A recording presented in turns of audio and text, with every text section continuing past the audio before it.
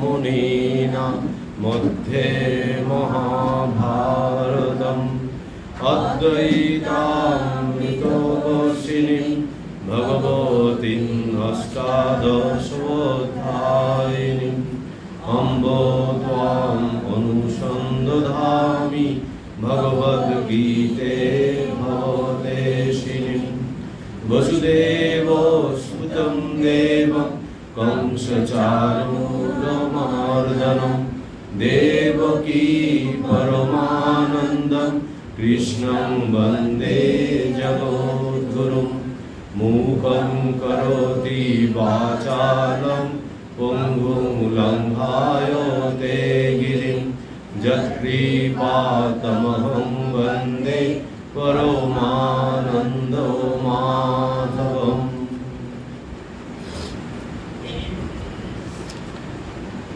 আগের দিনে বোধহয় 5 নম্বর অবধি বোধহয় ব্যাখ্যা হয়েছে না?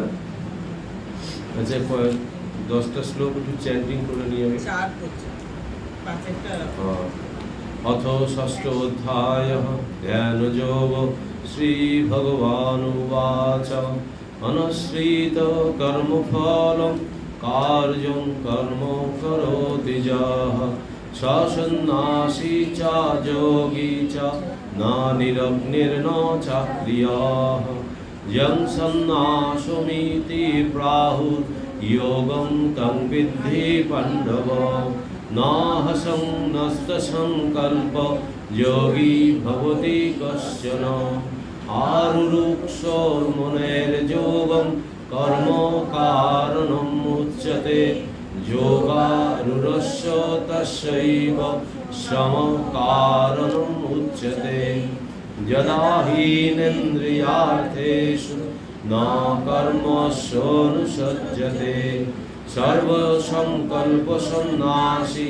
যোগারুরস্তদচ্যতে উদ্ধরেদাত্মনাত্মাनं নাত্মাनं অবসাদয়ে আত্মৈব আত্মনো বন্ধুর আত্মৈব রিপুরাত্মনো বন্ধুর আত্মাত্মনস্তস্য येनात्मैवात्मना जितः अनात्मनस्तु शत्रुत्वे वर्तेतात्मैव शत्रुवत् जितात्मनो उपशान्तस्य परमात्मा समाहितः शीतोष्ण सुखदुःखेषु तथा मानपमानय ज्ञानविज्ञानतीर्थात्मा कुटस्थो विजितेन्द्रियः युक्तो इत्युच्यते योगी समलोष्टाश्मकाञ्चनः सुहृन्मित्रार्युदासीनं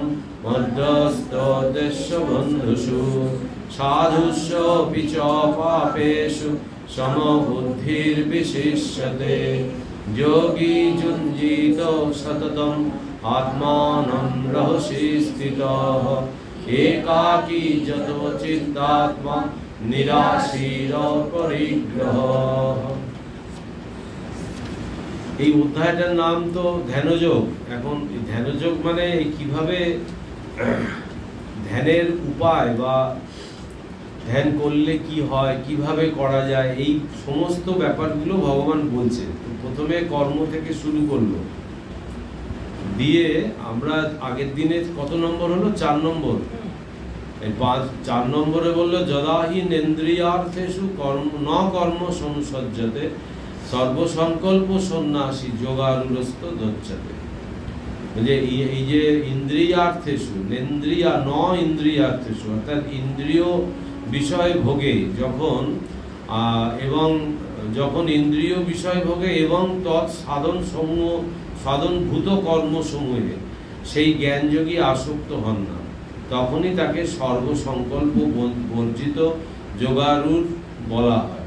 মানে এই যোগে প্রতিষ্ঠিত হতে গেলে ওই ইন্দ্রিয় যে দিয়ে আমরা যে 5টা ইন্দ্রিয় দিয়ে যে বিষয় ভোগ করছি, অর্থাৎ এই বহির্মুখী ইন্দ্রিয়গুলোর কাজই হচ্ছে তাই। এখন ধ্যানযোগের মূল জায়গা হচ্ছে ওইটাকে আমাকে অন্তরের দিকে ফেরাতে হবে, ওই বিষয় থেকে মনটা ঈশ্বরের দিকে করতে হবে। এই হচ্ছে সহজ কথায় বলা যায়। এখন ভগবান এবারে এই 5 নম্বর শ্লোকে যেটা বলছেন, খুব সাংঘাতিক শ্লোক, বলছে উদ্ধ রেদাত কনাত্মনম নাত্মনম অবসাদয়ে আত্মৈব আত্মনো বন্ধুর আত্মৈব রিপুর আত্মন। বলছে এই আত্মাই বলছে কখনো তোমার বন্ধু, আবার কখনো তোমার এই শত্রু। এই কিভাবে সেইটা এই কয়েকটা শ্লোকে ভগবান বোঝাবে। এখন এইটা বুঝতে গেলে প্রথমে কতগুলো জিনিস আমাদের বুঝতে হবে। আগে অর্থটা কি বলছে দেখি। বলছে বিবেকযুক্ত মন দ্বারা নিজেই নিজের আত্মাকে অর্থাৎ জীবাত্মাকে সংসার হতে উদ্ধার করবে। তাহলে কি হলো, আমাদের মনটা তাহলে ওই অবিবেকী হয়ে আছে। মানে এই বিবেকটা বুঝতে হবে, যে বিবেক যুক্ত হয়ে মনটাকে চালনা করতে হবে। এইটা যে তাহলে কি হবে, তাহলে আমি আমাকে উদ্ধার করতে পারবো, মানে আমার উদ্ধারকর্তা আমি, এটাই বলতে চাইছি। কিন্তু জীবাত্মাকে অধগামী করবে না, কারণ পরিশুদ্ধ মনই আত্মার অর্থাৎ জীবের বন্ধু, মুক্তির সহায়ক, এবং বিষয় সঙ্গ বিশিষ্ট আত্মাই জীবের পরম শত্রু। তাহলে মূল কথাটা কি দাঁড়ালো, বিষয়, আর আরেকটি কি দাঁড়ালো, বৈরাগ্য, মানে বিবেক। এখন এই বিবেক আর বিষয় এই দুটোর বিপরীত। বিবেককে যখনই আমি বিবেককে কাজে লাগাবো, তখনই কিন্তু আমার এই বিষয় থেকে মন উঠে যাবে, তখনই আমার এই বাসনা কামনা এগুলো আমাকে আর জ্বালাতন করতে পারবে না। কিন্তু আমাদের এই বিবেকযুক্ত মনটা সবসময় হয় না, আছে বিবেক আমার ভেতরেই আছে, কিন্তু ওইটা বুদ্ধিটা যতক্ষণ না আমার খোলতাই হচ্ছে, যতক্ষণ ওই বুদ্ধির ওপর যে মলিনতা পড়ে আছে, সেই মলিনতাটা যতক্ষণ না আমার পরিষ্কার হচ্ছে, ততক্ষণ আমার ওই বিবেকটা জাগছে না। বিবেক আছে কিন্তু বিবেক কাজে লাগছে না। এই জন্য এখানে মহারাজ কতগুলো উদাহরণ দিয়েছে। আমি তো এই মহারাজের বইটা পড়ছি রোজই। এখন এইখানে মহারাজ একটা জায়গায় এখানে বলছেন যে এটা একটা শ্রীকৃষ্ণের একটা বিস্ময়কর উক্তি। আমাদের প্রবণতা নিজের দুঃখ কষ্টের জন্য অন্যের ঘাড়ে দোষ চাপানো। এই জায়গা একদম প্রথমেই ধরিয়ে দিচ্ছে যে আমরা তাহলে বাইরের ঈশ্বর থেকে মন সরে যায় কেন, আর বিবেকটা আমাদের ঘুমিয়ে থাকে কেন। এই কারণ প্রথমেই দিয়ে দিল যে আমাদের স্বাভাবিক প্রবণতা হচ্ছে নিজের দুঃখ কষ্টটার জন্য অপরের ঘাড়ে দোষ চাপানো। কিছুতেই আমি নিজের দোষ ত্রুটি এগুলো দেখতে পাই না। আমি যে দুঃখ ভোগ করছি সেটা আমার জন্যই ভোগ করছি, এটা কিছুতেই আমি বিশ্বাস করতে পারি না, কিছুতেই আমি মানি না। এটা অপরের ঘাড়ে চাপিয়ে আমি শান্তি পাই। আর এটাই হচ্ছে মূল গোড়া, এটাই হচ্ছে সর্বনাশের আমাদের জায়গা। মহারাজ বলছেন আজ বিশেষত এই আধুনিক সভ্যতায় এই প্রবণতা মানুষকে অষ্টপ্রহর গ্রাস করে রয়েছে। ফলে আমার বর্তমান অবস্থার জন্য দায়ী কে? কেন? আমার বাবা অথবা মা, অথবা সমাজ, অথবা ঈশ্বর। এই ধরনের উত্তরই আমরা দিয়ে থাকি। সব দোষ অন্যের উপর চাপিয়ে এটা জাহির করতে চাই যে আমি নিজে কোনো কিছুর জন্যই দায়ী নই। এমনকি শিশুরাও আজকাল বলে যদি তাদের কাজে কিছু দোষ ত্রুটি থাকে তবে তার জন্য দায়ী তাদের বাবা মা। আমি নির্দোষ, অতএব আমার উপর দোষ চাপানো কেন? এই হচ্ছে তাদের মনোভাব। তাহলে এই মনোভাবের জন্য আমরা আমাদের বিবেকটাকে ঘুম পাড়িয়ে রাখছি। তাহলে এবার এইখান থেকে আমাকে তো উঠতে হবে, না উঠলে ওই বিবেক না জাগলে আমি এই কাজটাই চিরকাল করে আসছি আর করে যাব। আর গীতা পড়ার উদ্দেশ্য হচ্ছে এইটা ধরা, খুব শান্তভাবে ধরা, যে আমাকে যে চঞ্চল করছি, এই চঞ্চলতার কারণটা কোথায়, এই গোড়াটা আমাকে খুঁজে বার করতে হবে। এবং গিয়ে আমি দেখতে পাবো যে হ্যাঁ আমি আমাকে চঞ্চল করছি, আমি বেশ দিব্যি আছি, কিন্তু আমি বাহ্যিক বাইরের কোনো বিষয়কে আমার মনের মধ্যে টেনে নিয়েছে, আমি আমাকে চঞ্চল করছি। কিন্তু এইটা সময় আমাদের এই অহংকারটা এমন একটা জায়গায় থাকে, সেই অহংকারটার জন্য আমরা বুঝতে পারি না যেটা আমি আমাকে অশান্ত করার জন্য এই কাজটা করে ফেললাম। কিন্তু ওই অহংকারটা ওইখানে মনকে বলে যে এটা তোমার কর্তব্য, এটা তোমার উচিত, এই ভুল পথে আমাদের চালিত করে ওই অহংকার। এই অহংকার জনিত কারণেই আমরা ভুলভাল কাজ করে ফেলি। আমরা আমার মনের কথা শুনি না, আমরা বুদ্ধিটাকে ঠিক মতো কাজে লাগাতে পারি না। সেই জন্য এখানে মহারাজ আরেকটা উদাহরণ দিচ্ছে, বলছে যে এই ইতিবাচক মানসিকতাটা কি? নিজেই নিজেকে উদ্ধার করব এই ভাব। অতএব নিজেই নিজেকে টেনে তুলুন, সর্বদা অন্যের কাছ থেকে ধাক্কা খাওয়ার দরকার নেই। ভাবুন, আমার এই দুর্ভাগ্য হয়েছিল, তার জন্য আমি দুঃখ কষ্টও পেয়েছি, কিন্তু এখন আমাকেই তা কাটিয়ে উঠতে হবে এবং সে শক্তি আমার মধ্যে আছে।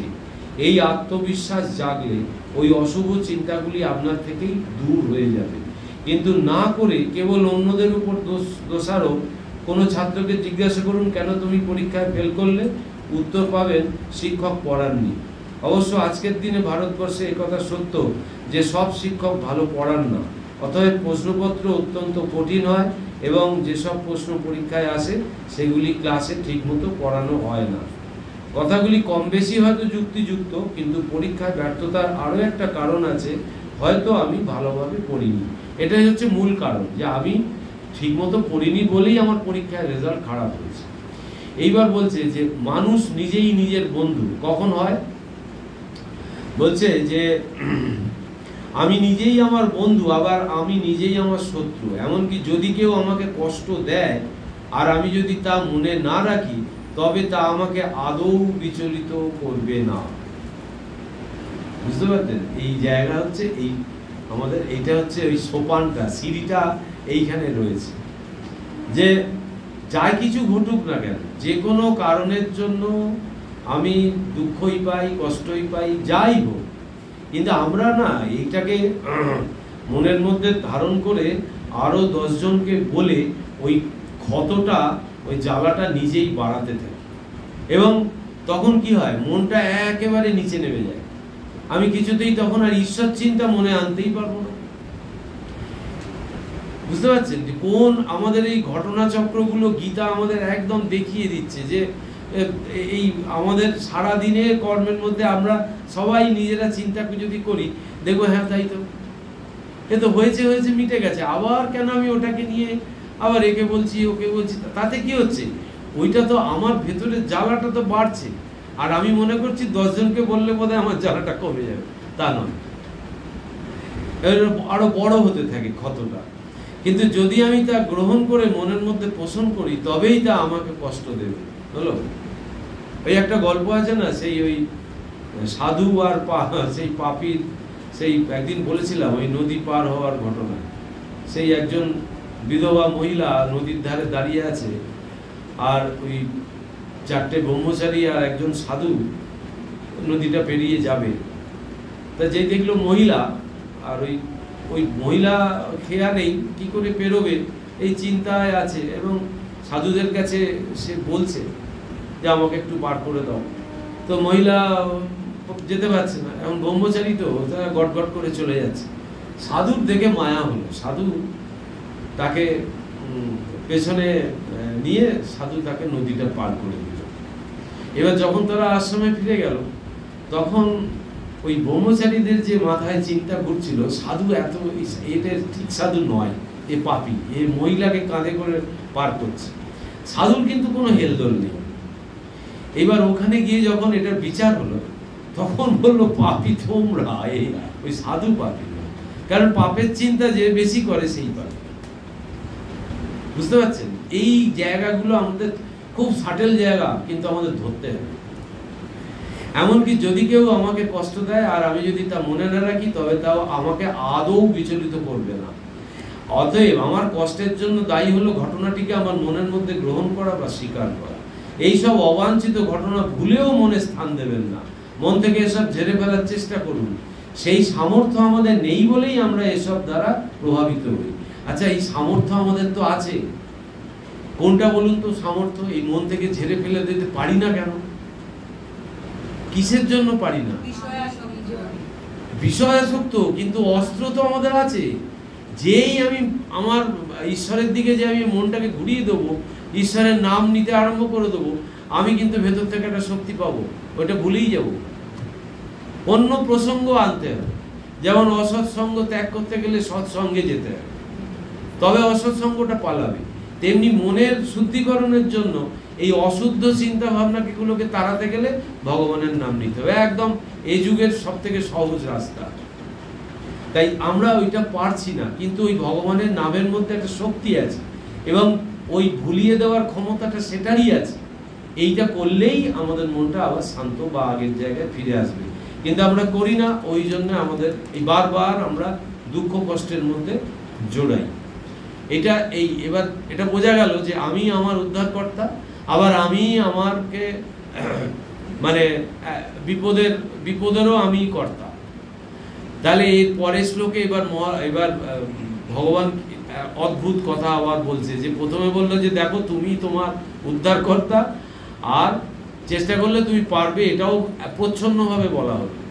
এইবার বলছে যে বন্ধুর আত্মনস্তস্য येनात्मयि बात्मना जित अनात्मनस्तु शत्रुत्वे बर्तेतात तैव शत्रुवत्।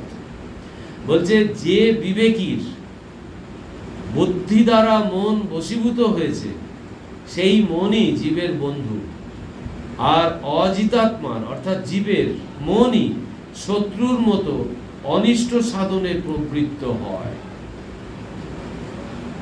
এই বেদান্ত আলোচনার সময় একটা কথা বলছিল, যে বলছিল না যে যখন বাবার একটা ছেলে থাকে তখন সেই ছেলের কোনো ভয় নেই, জানে আমি সব পাবো।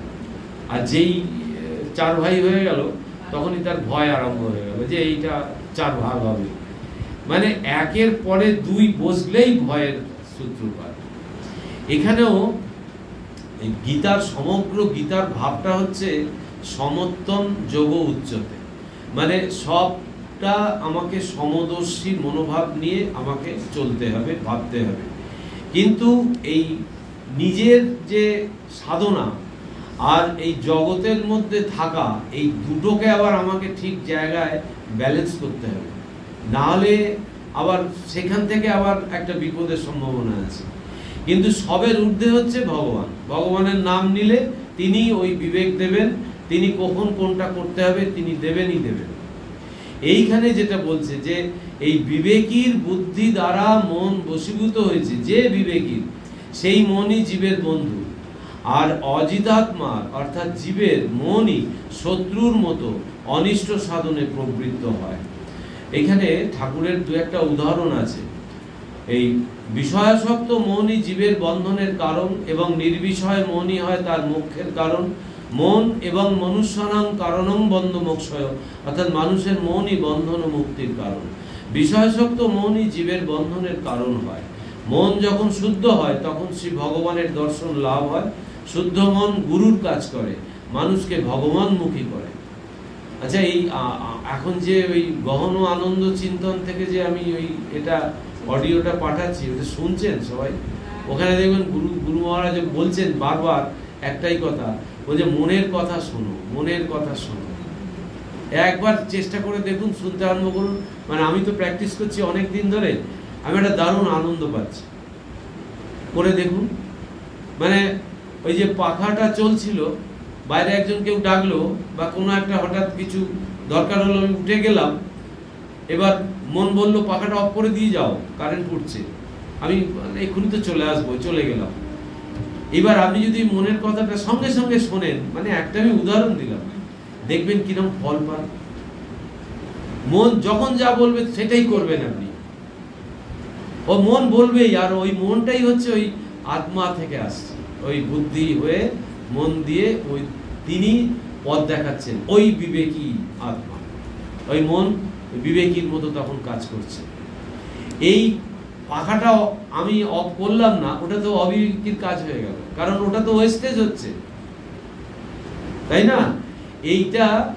এইখানে মনে পড়ে গেল যে এই মন আসক্তি শূন্য হলেই তার দর্শন হয়।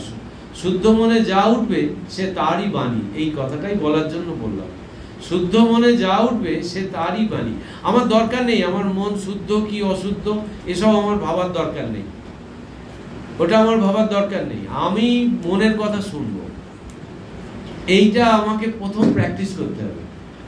এবং আপনার দেখবেন এত একটা আনন্দ পাবেন যে ওই মনটা আপনাকে জব করতে সাহায্য করবে, ধ্যান করতে সাহায্য করবে, কাজ করতে সাহায্য করবে। ওই মনের কথা আপনি যখন শুনতে আরম্ভ করবেন, এ অদ্ভুত একটা ব্যাপার। আর যার জন্য দেখবেন প্রত্যেক চিঠিতে ও প্রায় প্রত্যেক সবাইকে একই কথা বলছে, তুমি প্রথমে মনের কথা শোনো, তারপরে শুদ্ধ মনও যা, শুদ্ধ বুদ্ধিও তা, শুদ্ধ আত্মাও তা। এইভাবে ধীরে ধীরে, একেবারে শুদ্ধতা একদিনে হবে না, ধীরে ধীরে শুদ্ধ হতে থাকবে। কেননা তিনি বই আর কেউ শুদ্ধ নেই। এই কেন এই শুদ্ধতা, এই ঈশ্বরের নাম কাজের মধ্যে করতে বলছে। অল টাইম জব করো, জব করো। তাহলে কি হচ্ছে, ভগবানের সঙ্গে আমি যত লেগে থাকছি তত আমার মন শুদ্ধ হচ্ছে। কারণ ভগবান হচ্ছে সর্বোত্তম শুদ্ধ পবিত্র একটা জিনিস। এর উদাহরণ আছে ওই গঙ্গা জলে, ঠাকুরের উদাহরণ বলছে যে এমনি তুমি একটা এমনি জল বা কিছু একটা তুমি এমনি রেখে দাও, ওই কিছুদিন পরে বা একদিন কি দুদিন পরে ওটা আস্তে আস্তে শুকিয়ে যাবে। কিন্তু একটা গঙ্গা জলের পাত্রের উপরে ওইটাকে ডুবিয়ে রাখো, ওইটাই ডুবিয়ে রাখো, বুঝে কিছু একই থাকে। কি করে? ওই গঙ্গা জলের এইরকম হচ্ছে একটা মহিমা, যে তার একটা নিজস্ব শক্তি আছে।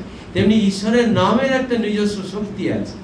আমরা যত ঈশ্বরের নাম নিয়ে থাকতে পারবো তত আমাদের বুদ্ধি শার্প হবে। এটা মনে করলে হবে না যে দূর বাবা, এ সবসময় ঈশ্বরের নাম করে কি হবে। এই বিজ্ঞানটা বুঝতে হবে এর পেছনে। বিজ্ঞানটা হচ্ছে তত শার্প হবে বুদ্ধি, বুদ্ধি তীক্ষ্ণ হবে। ওই বুদ্ধি ঠিক ঠিক পরিচালিত করবে, নিজেকে করবে এবং আপনার সংস্পর্শে আরো যারা আসবে তাদের করবে। এটা আর একটা গুণ বলছি, যে সদা সর্বদা ভগবানের নাম নিয়ে আছে, তার বলয়ের মধ্যে আর যারা ঢুকবে তারাও প্রভাবিত হবে। ও আপনার সামনে এসে হয়তো রেগে মেগে এলো একটা কিছু বলবে বলে, কিন্তু আপনার সামনে এসে ফিউজ বলতে পারবে না। এইগুলো ঘটনাগুলো ঘটছে, ঘটে কেন, কি করে ঘটছে? ওই ভেতরে ওই শক্তিটা তাকে না সাংঘাতিকভাবে সাহায্য করে। হ্যাঁ, মন থাকার দরকার নেই, দরকার নেই। ওই নাম আপনি ভেতরে করছেন, ওইটাই বিরাট কাজ। না সে যাক না, ওটা বলছে যে কিছুক্ষণের জন্য তুমি ভুলে যাবে, কিন্তু করার ফলে কিছুদিন আপনাকে জোর করে করতে হবে। করার ফলে কি হবে, ওই অভ্যাসটা ফিরে আসবে, চলে যাবে। আবার দেখবেন কখন মনে পড়ে, আরে অনেকক্ষণ করিনি তো। হ্যাঁ, কিন্তু একটা অদ্ভুত, এই যেটা বললাম, ওই মন ওই বুদ্ধিকে শুদ্ধ করছে, ওইটার ফল। আর একটা হচ্ছে আপনার ধারে কাছে যারা আসছে তারা প্রভাবিত হবে, আপনাকে বিচলিত করতে পারবে না। এইটার জন্য আমাকে করতে হবে। তো এখানে এই কথাটা বললো, তারপরে বলছে যে তাকে লাভ করলে ধর্মাধর্মের পার হওয়া যায়। শেষে মনই গুরু হয় এবং গুরুর কাজ করে। সেই মন শুদ্ধ সত্য পবিত্র হয়ে ঈশ্বরের উচ্চ শক্তি প্রকাশের যন্ত্রস্বরূপ হয়। এই সমস্ত ব্যাপারটা না মন নিয়ে। মনটাকে দেখতে হবে যে মনটা কি বলতে চাইছে, কি করতে চাইছে। আর যে মুহূর্তে মনে হবে যে না, এটা মনে হচ্ছে গন্ডগোলের ব্যাপার আছে, ঈশ্বরের নাম করুন, কিছুক্ষণ শান্ত থাকুন, দেখবেন ওই বুদ্ধি আবার ঠিক ঠিক আপনাকে অ্যাডভাইস করছে। আমরা প্রথম আমাদের ভাবতে হবে যে যখন আমরা রেগে যাই, ওই সময়টা যদি একবার ঈশ্বরের, ওই সময়টাই আসে না। কিন্তু কখন আসবে? যখন আপনি সারাদিন চেষ্টা করবেন তখন আসবে।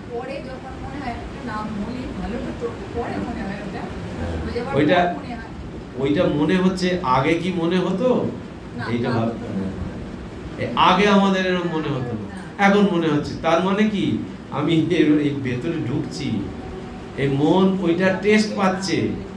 নাহলে তো মনে হতো না, আগে তো মনে হতো না। আগে তো পুরো অজ্ঞানের মতো অন্ধকারে ঘুরপাক খেয়েছি।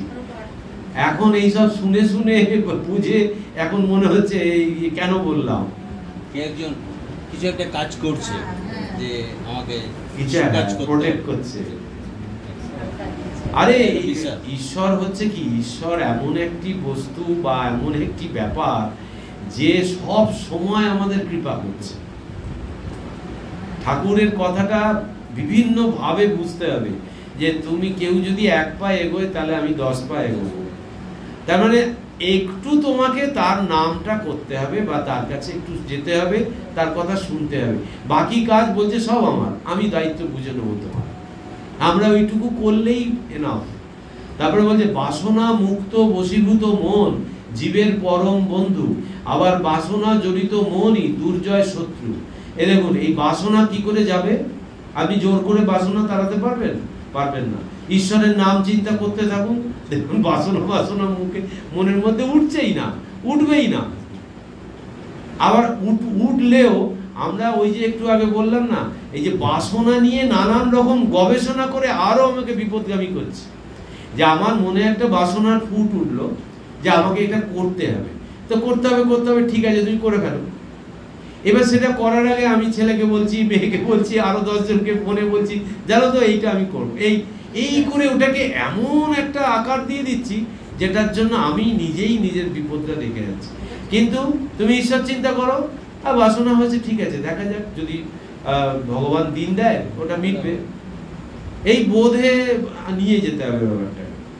তারপরে বলছে যে মনই জীবের বুদ্ধিকে ব্রহ্মাভিমুখী অর্থাৎ ঈশ্বরাভিমুখী হওয়ার প্রেরণা দেয়, সংসার সাগর হতে উদ্ধার করে। আবার বাসনা কবলিত মনই জীবকে নরকগামী। বাসনা যুক্ত জীব, এই দেখুন, বাসনা যুক্ত জীব আর বাসনা মুক্ত শিব। যেই আমি বাসনা চলে যাবো আমি তখন শিব, তার মানে আমি আমার সত্তায় ফিরে আসছি। শিব মানে আমার শিবই তো আমার সত্তা, আত্মা, সেইখানে আমি ফিরে আসছি। এবার মহারাজের দুটো একটা কথা বলে এখান থেকে এই শ্লোকটাই করবো, আর করবো না, পরের দিন 7 হবে। মহারাজ এখানে কয়েকটা খুব সুন্দর সুন্দর জায়গা দেখাচ্ছে। বলছেন আমাদের চারিত্রিক বিকাশের পক্ষে এই শিক্ষার কতই না দরকার। সর্বদা অন্যের উপর দোষারোপ করা ভালো নয়। বস্তুত পক্ষে অভিযোগের অভ্যাস অতিহীন মানসিকতার পরিচয়, এবং বহু মানুষই এই মানসিকতার শিকার। তারা সর্বদাই কোনো না কোনো বিষয়ে মানুষ এবং পরিস্থিতির বিরুদ্ধে অভিযোগ করেন। ফার্স্ট এই জায়গা থেকে বেরিয়ে আসতে হবে, কোনো কিছুর বিরুদ্ধে আমার কোনো অভিযোগ নেই। কারণ প্রথম কথা হচ্ছে, আমি যেটার জন্য অভিযোগ করছি সেইটার গোড়ায় যদি বিচার করে যাই, দেখবো এটাই আমার চিরদিন থাকবে না, কারণ আমি চিরদিন থাকবো না। কেটে দিলাম, ওই অভিযোগ মন থেকে কেটে গেল। এবার দ্বিতীয় আরেকটা যুক্তি কি, জগৎটা অনিত্য আর জগৎটা আমার নয়, আমি যেখানে রয়েছি এটা আমার নয়, তো সুতরাং আমার আবার অভিযোগ কিসের? এই দুটো যুক্তিকে আমি যদি একবার ভেতরে বসাতে পারি, তাহলে সমস্ত জগতের পুরো শান্তিটাই আমার মধ্যে চলে আসবে। মূল অশান্ত করছি আমি নিজেকে, এই অভিযোগ। বলছে এর ফলে দেখা দেয় এক ধরনের ক্ষোভ, সেই ক্ষোভ এইভাবে প্রকাশ পায়। ও আমাকে এই কথা বললো, এইভাবে আমি মনের ভিতর একটার পর একটা ক্ষোভের পাহাড় গড়ে তুলছি। বেশ কয়েক বছর আগে একটি আমেরিকান পত্রিকায় একটা কথা পড়েছিলাম, সেখানে বলা হয়েছিল সেই হৃদয়ই ধন্য যা ক্ষোভের জঞ্জাল সংগ্রহ করে বেড়ায় না। বাস্তবিক সকাল থেকে সন্ধ্যা আমরা কেবল ক্ষোভ সংগ্রহ করেই চলেছি। ফলে যখন আপনার বয়স 40 বা 50 হবে, দেখবেন আপনার হৃদয়ে ক্ষোভ এবং অভিযোগের একটি প্রকাণ্ড সংগ্রহশালা হয়ে উঠেছে। ওই সংগ্রহশালাটা নিয়ে আমরা পাঠচক্র চালু করেছি, কারণ আমাদের সবাই 40-50-এর ঊর্ধ্বে। এতে আপনার কি লাভ? আপনি তো আপনারই 1 নম্বর শত্রু হয়ে উঠলেন। ওইসব আক্রোশ কেনই বা সযত্নে দিনের পর দিন হৃদয়ে পুষে রেখেছিলেন? সেগুলিকে তো আপনি তখনই বিচার বিশ্লেষণ করে মন থেকে দূর করে দিতে পারতেন। কাজেই বলুন, আপনার শত্রুকে আপনি নিজে। এইবার বলছে যে মনে করুন কেউ আমাকে কটূক্তি করে চলে গেল, এবং আমিও সেই কটূক্তিকে সাদরে গ্রহণ করে মনে মনে বুঝতে থাকলাম। তাতে কি হবে? আমি দুর্বল হয়ে পড়ব, অবসাদগ্রস্ত হব। যিনি আমাকে দুঃখতা বলেছিলেন তিনি হয়তো কবেই এই জগৎ ছেড়ে চলে গেছেন, কিন্তু আজও আমি তার ছুঁড়ে দেওয়া কথাগুলিকে নিজের মধ্যে লালন করছি। কেন? কারণ তার মন্তব্যকে একদা আমি আমার হৃদয়ে প্রবেশ করতে দিয়েছিলাম। তাহলে কে আমার শত্রু? আমি আমার শত্রু, কারণ মনের উপর, অন্তর্জীবনের উপর আমার কোনো নিয়ন্ত্রণ নেই। এর দ্বারা কি হচ্ছে? এর দ্বারা যেটা হচ্ছে, হ্যাঁ কি, হ্যাঁ এটা তো সুন্দরী। এবার এটার দ্বারা আরেকটা হচ্ছে, যেটা মহারাজ হয়তো পরে বলবে, সেটা হচ্ছে যে আমি যখনই মানে আমাদের প্রতিটা অ্যাকশন, আমার ভেতরের একটা শক্তি লাগে। আমি যেরকম রান্না করতে গেলে শক্তি লাগে, আমি ঝগড়া করতে গেলেও শক্তি লাগে, লাগে কি না? আমি কাউকে অভিযোগ করতে গেলে, কাউকে গালি দিতে গেলে শক্তি লাগে। তাহলে এবার আমি ওই শক্তিটা অপব্যবহার করব না ব্যবহার করব, আমার উপর ডিপেন্ড করছে। বুঝতে পারছেন কি সাংঘাতিক জায়গায় নিয়ে এসছে ভগবান? এবার এই গীতা পড়া নয়, গীতা পড়তে গেলেই ভেতরে ধাক্কা লাগবে, ভীষণ ধাক্কা লাগবে। বলছে দৃষ্টান্ত স্বরূপ আপনি কোনো অন্যায় করলে আপনাকে কিছু শাস্তি পেতে হবে, এটা আমরা মানতে পারি। আমি অন্যায় তো করছি, কিন্তু আমি যে একটা শাস্তি পাবো তার জন্য আমি সেটা মানব না। বলছে তখন যেন আপনি বলতে পারেন, হ্যাঁ আমি অন্যায় করেছি, শাস্তি নেব, আমাকে এই শাস্তি দেওয়া অন্যায় নয়। বাইরে দিক না দিক আমি ঈশ্বরের কাছে, তাহলে ওই শক্তি রেস্টোর হবে। বলছে এসব ক্ষেত্রে আমার বলা উচিত, বেশ আমি দোষ করেছি, আমি তার শাস্তি গ্রহণ করব, ঠিক আছে, এইখানেই ব্যাপারটা মিটে যাক। এই হলো মনের শৃঙ্খলা। শৃঙ্খলার এই অভ্যাস থেকেই ভিতরের শক্তি জেগে ওঠে, এবং কেবল এই ধরনের মানুষই চরিত্রকে উন্নত করতে পারে। এই যে শক্তির কথা বলে দিল, ভেতরে আমার ওই এই হাবজি গাবজিগুলো একদম বাইরের সঙ্গে সঙ্গে তাড়িয়ে দিতে হবে। মনের মধ্যে যা উঠবে সঙ্গে সঙ্গে যেটা কোত্থেকে মিটে যায় সেই চেষ্টা করতে হবে। মনের মধ্যে ওইটা পোষণ করলেই ওই ভেতরে ভেতরে শক্তি ক্ষয় হচ্ছে। বলছে যতই অন্যদের প্রতি দোষারোপ করবেন আপনি ততই দুর্বল হয়ে পড়বেন। নিজের উপর আস্থা আসলে জনগণের এবং জাতির শক্তিও কিছুটা বাড়বেই বাড়বে। হ্যাঁ, এ কাজ আমি করেছি, আর কখনো এ ভুল করব না, একেই বলে পৌরুষ, একেই বলে দৃঢ়তা। আমি যদি ভুল করি তবে আমাকেই শাস্তি ভোগ করে তার মূল্য দিতে হবে, এই দণ্ড আমি মাথা পেতে নেব। এ শুধু তত্ত্ব কথা নয়, বাস্তব জীবনে এই তত্ত্বের প্রয়োগও সম্ভব। এখন এইখান থেকে একটা কথা আসে, সেটা হচ্ছে আমরা যখনই দু নৌকোয় পা দিয়ে আমরা চলাচল করব, এই সবগুলো কিন্তু মন তখন বোঝাবে যে আরে তুমি এই তোমার এত ক্ষমতা, এত টাকা পয়সা, তুমি এরম ভাবে জীবন কাটালে হবে নাকি? তোমায় প্রতিবাদ করতে হবে, তোমাকে কথা বলতে হবে, এই করতে হবে, তা করতে হবে। যখনই আমরা দু নৌকায় পা দেবো, মানে আমি এই শ্রীরামকৃষ্ণ স্বামীজি, মা শারদার আদর্শ ফলো করছি, আবার দেখা গেল যে রবীন্দ্রনাথ পড়ছি, রবীন্দ্রনাথের যেগুলো ব্রহ্মসঙ্গীত সেগুলো বাদ দিয়ে অন্য গান শুনছি, তার মানে করার চেষ্টা করছি, আধুনিক গান শুনছি, বা আধুনিক লেখকের কোনো গল্প বই পড়ছি, উপন্যাস পড়ছি, আমাকে কিন্তু এই জায়গা থেকে সরিয়ে দেবে। যেরকম এই পাঠচক্র করে না যারা, তাদের সঙ্গে যদি আমি আলাপ করি, সঙ্গ করি, ওই একই কাজ, সরিয়ে দেবে এই জায়গা থেকে, ওই মনকে এমন বিষিয়ে দেবে না, আপনি তখন ভাববেন আরে এও তো ঠিকই বলছে, এই যাওয়া যাবে না। ওই জন্য আমরা তো এখন চারা গাছ, এই চারা গাছকে বেড়া দিয়ে রাখতে হবে। তো এইটা মনে পড়ে গেল যে আমাদের বিপদগামী হওয়ার সম্ভাবনা অনেক আছে, আমাদের এক বজ্ঞা এ হয়ে থাকতে হবে। যেই আমরা অন্যের কথা শুনতে যাব আমরা কিন্তু বিপদগামী হব, কারণ আমি তখন ঠিক করতে পারবো না, ওই দু নৌকায় পা দিলে গন্তব্যস্থলে পৌঁছতে পারবো না। তারপরে বলছে যে সাঁতার জানলে তবেই আমরা নদীকে ঠিকমতো উপভোগ করতে পারি। যদি আমরা নদীর স্রোতে ভেসেই গেলাম তাহলে আর নদীতে নামার মজাটা কি? আধুনিক সমাজের চেহারাটা ঠিক এই বিপজ্জনক খরস্রোতা নদীর তরঙ্গের মতো। কেন বিপজ্জনক? এই বিপজ্জনক এখানে মিশ্র ভাব, এক একজনের এক এক রকম মত, এক এক রকম ভাব। ওই জন্য একই মতের লোকের সঙ্গ করতে হবে, নাহলে বিপদ আছে, টলিয়ে দেবে জায়গা থেকে। এইবার বলছে যে বিচার শক্তি গড়ে তুলতে হবে, সংযম অভ্যাস করতে হবে। তা যদি করো তাহলে দেখতে পাবে তোমার ভিতরে প্রচণ্ড শক্তি জেগে উঠেছে। সেই শক্তি যা আগেই বলেছি দৈহিক বা বৌদ্ধিক শক্তি নয়, তা আধ্যাত্মিক শক্তি।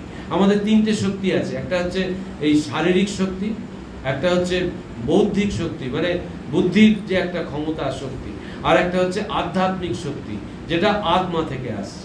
তা আমাদের সব সময় ওই আধ্যাত্মিক শক্তির ব্যবহার করতে হবে এবং ওটাকে আরো বেশি করে যাতে উৎকর্ষতা পায় সেই চেষ্টা করতে হবে। আর শেষ কথা যেটা বলছে, মানুষের আধ্যাত্মিক উন্নতি হলে তবেই তার বিকাশ ঘটে থাকে।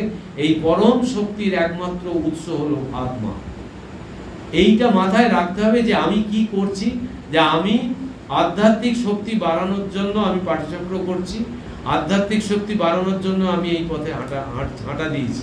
এবার এর বিপরীত যা যা আছে সবগুলোকে আমাকে ত্যাগ করতে হবে। মানে আমার যে ত্যাগ মানে আমরা যে ভাবি যে বোধহয় যে সবকিছু ছেড়ে ছুড়ে দিতে হবে, তা নয়। ঠাকুর বলে যে মনে ত্যাগ, মনে ত্যাগ কথাটার অর্থ হচ্ছে আসক্তি ত্যাগ। মানে আমার কোনো রকম ভেতরে আসক্তি থাকবে না। আর যদি ওই বিষয়ের প্রতি আমার আসক্তি থেকে যায় তাহলেই আমাকে নাচাবে। আর এটা থেকে বেরোনোর সহজ রাস্তা ভগবানকে চিন্তা করা আর তার নাম করা, একই জিনিস। তো এই দুটো শ্লোক হচ্ছে, একটা হচ্ছে আমি আমার শত্রু, আমি আমার বন্ধু। আর যদি আমি আমার বন্ধু হয়ে উঠতে পারি তাহলে আমি আমাকে এই একটা ভালো জায়গায় নিয়ে যেতে পারবো, উদ্ধার করতে পারবো এই সংসার সমুদ্র থেকে। আর যদি না পারি তাহলে আমি ওই সংসার নিয়ে ওই পুনরপি জননম পুনরপি মরণম পুনরপি জননী জঠরে শয়নম, ওই সেই একই আবার চলবে। তা আমাদের উদ্দেশ্য হচ্ছে, গীতা পড়ার উদ্দেশ্য হচ্ছে ওই জায়গা থেকে আমাদের বেরোতে হবে। তাই আজকে এই অবধি থাক, দুটো শ্লোক পড়ি, 6 অবধি হলো। হ্যাঁ, মনে রাখবেন 7 থেকে। ওম নিরঞ্জনম নিত্যম অনন্ত রূপম আত্মানুকম্পাতীত বিগ্রহং বৈ ঈশাবতারং পরমেশ বিক্রম রামকৃষ্ণং শিরসা নমাম্যহম।